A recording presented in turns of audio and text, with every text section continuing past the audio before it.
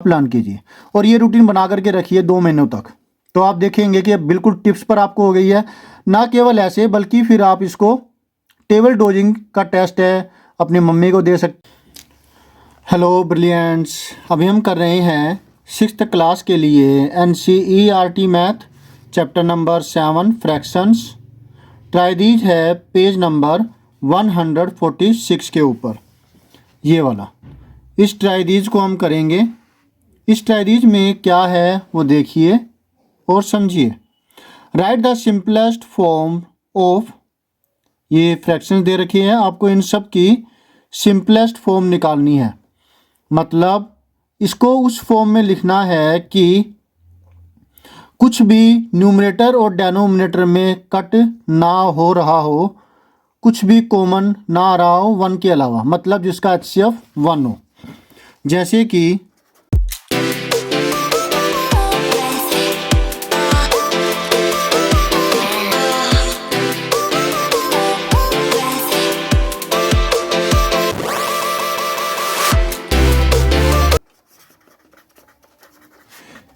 Number है 15/75।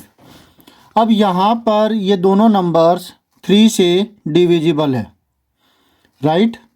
तो क्या करेंगे, इसको हम 3 से डिवाइड करेंगे। जिस भी नंबर से ये डिविजिबल हो उसी नंबर से हम इन दोनों नंबरों को डिवाइड करेंगे। याद रखिएगा कि हमें दोनों नंबरों को डिवाइड करना है, मतलब न्यूमरेटर को भी और डेनोमिनेटर को भी। ऐसा ना हो कि हम एक को किसी से डिवाइड कर दें और एक को किसी और से डिवाइड कर दें। सेम नंबर से आप डिवाइड करेंगे तो ये दोनों ही नंबर वैसे तो 15 पर डिवाइड हो रहे हैं। आपको टेबल अगर लर्न है तो ये बहुत अच्छी बात होती है। नहीं तो मान लिया कई बार होता है कि हमारे दिमाग में नहीं आता कि ये उस नंबर से डिवाइड होगा, मतलब 15 से। तो आप 3 से डिवाइड कीजिए ऊपर नीचे दोनों को, तो आपको मिलता है 5 और नीचे मिलेगा 3 से इसको डिवाइड करें, 3 2 जा 6, बचा यहाँ पर 1, 1 5 15, 3 5 जा 15। अब दोनों ही नंबर ये 5 से डिवाइड हो रहे हैं, डिवाइड 5, और आपको मिलता है 1/5। तो ये हुई सिंपलेस्ट फॉर्म। इसका मतलब हुआ कि जो अब न्यूमरेटर और डेनोमिनेटर मिले हैं उनका HCF सिर्फ 1 है और कोई नहीं। और डेनोमिनेटर में माइनस भी नहीं होना चाहिए। अगर कोई और मान लिया कि रैशनल नंबर का केस आता है तो नीचे माइनस भी आ जाता है, कई बार दे देते हैं कंफ्यूज करने के लिए। तो नीचे माइनस नहीं होना चाहिए, ऊपर आ जाना चाहिए, ठीक है। वो जब केस ऐसा कोई आएगा तो देखेंगे। तो अभी नेक्स्ट पार्ट है सेकंड क्वेश्चन। यहाँ पर आपके पास है 16 और डेनोमिनेटर में 72। इसको डिवाइड करेंगे। वैसे आप देख रहे हैं कि दोनों ही नंबर 8 से डिविजिबल है। तो अगर मान लिया कि आप इसे 2 से डिवाइड करें, दोनों को ऊपर और नीचे 2 से डिवाइड करते हैं तो आपको मिलता है यहाँ पर 16 को 2 से डिवाइड करेंगे तो 8 मिलेगा। 72 को 2 से डिवाइड करेंगे तो आपको 36 मिलेगा। 2 की टेबल में 7 गया 3 तक, 2 3 जा 6, बचा 1, 1 2 12, 2 6 जा 12। फिर अब इसको दोबारा से हम डिवाइड करेंगे तो आप देखिए दोबारा ये 2 से डिवाइड हो रहे हैं। 2 4 जा 8 और 2 से करें तो आपको मिलेगा 18, राइट। अब फिर ये डिवाइड हो रहे हैं तो हम इसको डिवाइड करते हैं 2 से, तो आपको मिलेगा यहाँ पर 2 और डेनोमिनेटर में 9। अब ये सिंपलेस्ट फॉर्म आ गई। अब अगर आपको टेबल लर्न है तो ये थोड़ा जल्दी हो जाता है। 16/72। अब आप इसको डिवाइड करेंगे ऊपर और नीचे 8 से, तो ये फटाफट हो गया। 8 2 जा 16 और 2 से 8 से 72 9 पर जाता है। तो इसके लिए आपको टेबल्स अच्छे से लर्न होनी चाहिए, तभी आप इन सम्स को, बल्कि किसी मैथ के जो भी सम्स होंगे जहाँ कैलकुलेशन की ज़रूरत पड़ती है वहाँ आप बड़ी आसानी से उन्हें कर पाएंगे। ठीक है ना। तो इसलिए टेबल्स वगैरह तो आपको अच्छे से आनी ही चाहिए। तो ये हो गया। इसके बाद है थर्ड पार्ट। थर्ड पार्ट में आपके पास है एक है 17 और डेनोमिनेटर में 51, 17 51। तो ये दोनों ही नंबर्स 17 से डिविजिबल है। तो आप इसको डिवाइड करेंगे 17 से, ऊपर और नीचे। तो आपको मिलता है यहाँ पर 1, 17 की टेबल में 17 1 पे जाता है, 17 1 जार, और 51 3 पर, 17 3 जार। Is that clear? 1/3 जो है ये आपका आंसर हो गया। यहाँ 2/9 आपका आंसर है, और यहाँ पर 1/5 आपका आंसर होता है। 3 पार्ट्स हो गए। अब करते हैं फोर्थ पार्ट। 42/28। ये नंबर अगर आप देखें तो दोनों ही 7 से डिविजिबल है। 7 6 जा 42, 7 4 जा 28। और अगर बड़ा नंबर देखें तो दोनों ही नंबर जो है 14 पर डिविजिबल है। 14 3 जा 12, 14 2 जा 28। तो चाहे तो पहले 7 से करके 2 से डिवाइड कीजिए, या फिर पहले 2 से डिवाइड करके 7 से डिवाइड कीजिए, या फिर डायरेक्टली इसको 14 से डिवाइड कर दीजिए। ये आपके ऊपर डिपेंड करता है कि आपकी टेबल कितनी स्ट्रोंग है। Is that clear? मैं एक बार आपको छोटे रूप में कर देता हूँ। मतलब दोनों ही को अगर 14 से डिवाइड करें तो आपको मिलता है यहाँ पर 14 की टेबल में 3 पर गया, 14 3 जा 12, और 14 की टेबल पर ये 28 2 पर गया, 3/2 आ गया। और अगर बाय चांस आपको नहीं आता है तो तब आप मदद ले सकते हैं छोटे नंबरों की। 14/28 है, तो इसको आप डिवाइड करेंगे, पहले 2 से डिवाइड कर देते हैं। तो 2 की टेबल में ये गया, 2 2 जा 4, 2 1 जा 2।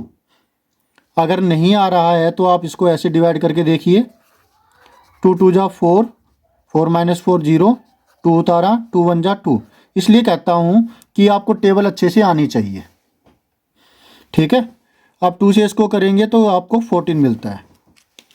अब फिर दोनों ही नंबर 7 से डिविजिबल है। 7 3 जा 21, 7 2 जा 14। सेम नंबर से आप डिवाइड करेंगे, और अगर आपको टेबल अच्छे से आती है तो आप बड़ी टेबल्स का इस्तेमाल कर सकते हैं, तो वो आपके लिए ज़्यादा बेनिफिशियल होगा। Is that clear? तो इसलिए टेबल्स आपको अच्छे से लर्न होनी चाहिए। आप अगर डेली की डेली 2 टेबल भी लर्न करते हैं तो भी आपकी जो है ना 10 दिनों के अंदर अच्छे से टेबल हो जाती है। लेकिन साथ के साथ जो टेबल आपने पहले दिन में या इससे पहले की है तो वो भी आपको अच्छे से लर्न होनी चाहिए। मैं जैसे यहाँ पर आपके लिए एक ब्लॉक बना देता हूँ।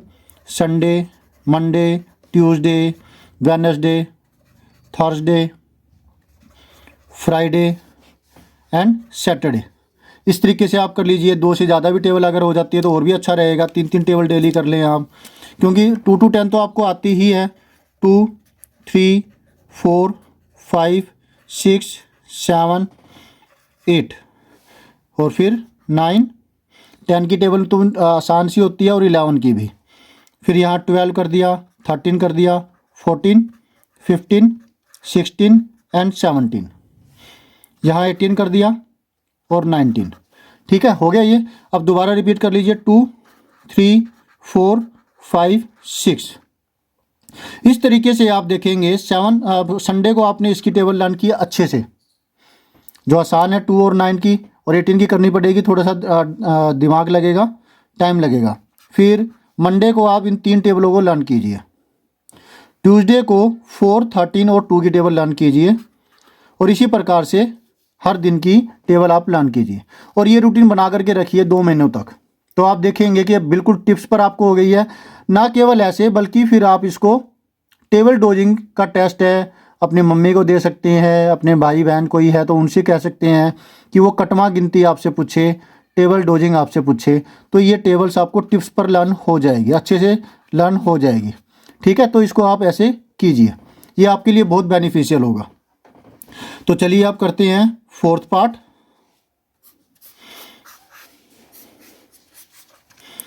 फोर्थ पार्ट तो हो गया, फिफ्थ पार्ट करना है अभी। फिफ्थ पार्ट में हमारे पास है 80 और यहाँ है 24। दोनों ही जो नंबर है ये 8 पर डिविजिबल है, तो मैं इसको ऊपर नीचे 8 से डिवाइड करता हूँ। अब देखिए, अगर आपने 2 से करना स्टार्ट किया ना तो 3 बार आप 2 से डिवाइड करके ये 1 के बराबर आंसर आएगा। आप 2 से करेंगे ऊपर नीचे, फिर जो आएगा 40/12, फिर 2 से करेंगे, फिर आएगा 20/6, फिर 2 से करेंगे तो फिर आएगा 10/3, राइट। और अब ये सीधा सीधा ही आ रहा है।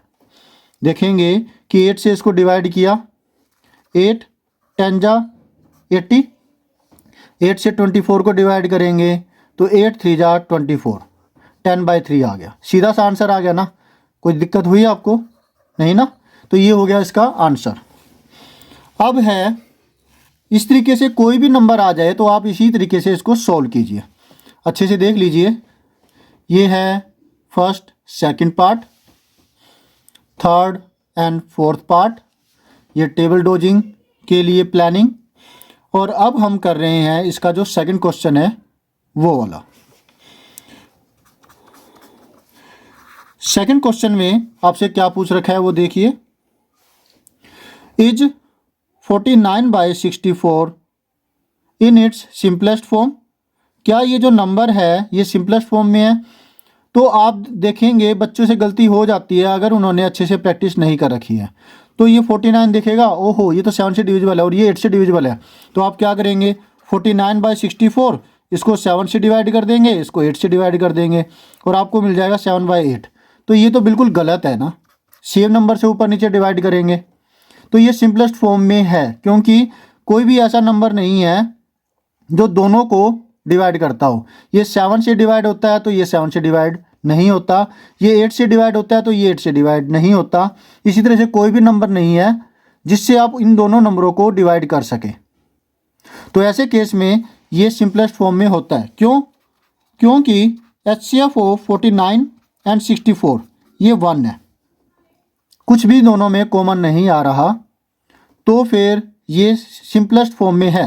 तो हम लिखेंगे, ये तो हो गया रीजन। अगर टीचर कहें कि भाई इसका कारण लिखो, क्यों, ये समझाने के लिए किया था, लिखना नहीं है। तो यहाँ लिख सकते हैं बिकॉज इन दोनों का HCF 49 और 64 का 1 है। क्यों? देखिए ना, 49 7 7 जा 49, 7 1 जा 7 और 64 है तो ये कितनी बार आएगा, 6 बार आएगा। 2 से किया 32 आया, 2 से फिर डिवाइड किया 16 आया, 2 से डिवाइड किया 8 आया। अब 8 है, 2 से डिवाइड किया 4 आया, 2 से डिवाइड किया 2 आया, 2 से डिवाइड किया 1 आया। तो आप देखेंगे कि जो 49 है वो बराबर आता है 7 की पावर 2 और जो 64 है वो आता है 2 की पावर 6।